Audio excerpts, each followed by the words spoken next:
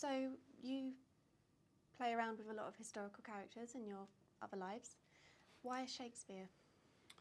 It was kind of a couple of things. It was one that we really wanted to do a multi-character, because there's the six of us, a multi-character kind of caper. And there's a certain amount of setting up of story you have to do in that sort of film.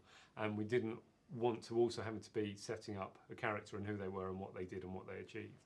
And so really early on, talking to the director, he sort of said, well, what about Shakespeare? And that seemed kind of an obvious answer to that problem, but also because he's got this tantalising hole in his life. And, you know, historians know where he was as a young man working in Stratford, and, you know, a young married guy, and obviously they know what he went on to achieve in London, but no one knows what happens between the two. So No, you can, of course. they'll let you put anything in that gap. Oh, yeah. And we put that, Yeah. which I think we can say didn't happen, but no one knows. Could have done. Are you going to do more feature-length films? Perhaps Kit Marlowe could have his own. all to Marlowe himself. spin-off. No, I like Marlowe the sound of that. spin-off. Yeah, well,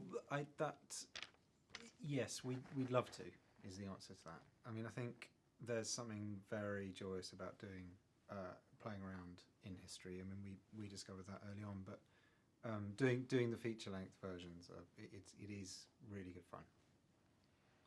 Are there any references you didn't manage to get in the final scene? They were coming thick and fast. Is there anything that you missed? The only one, there was one that got cut from a really early scene when Bill's talking to Anne on the hillside, and she says, it was a really geeky thing, it was just a detail I really remembered from school, and she said, when he says he's going to get a new job, and she goes, oh, you're going to go and work for your father because people always need gloves. And I love the little reference to the fact that his dad was at one point a glove maker, and just, yeah, little kind of rich little nuggets of history. I think there's plenty in the film.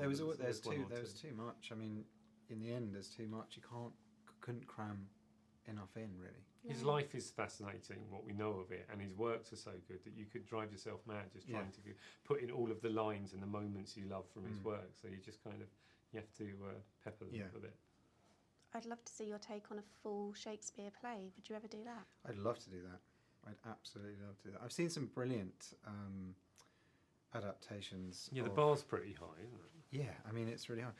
But the lovely thing is about Shakespeare is that you can get a company of actors together, and you could. I mean, I'd love to tackle one of the comedies with you guys.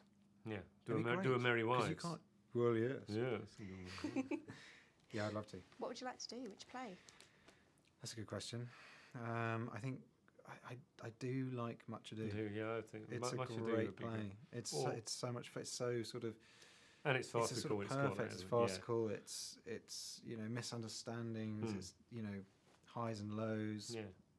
Solid love stories. I think that would be good. I'd like to do a Merry Wives as well, because Falstaff is just such a. I was hoping that one day you would give us your Hamlet. I think you might have to keep hoping on that one. For the love of Shakespeare, I will not do Hamlet.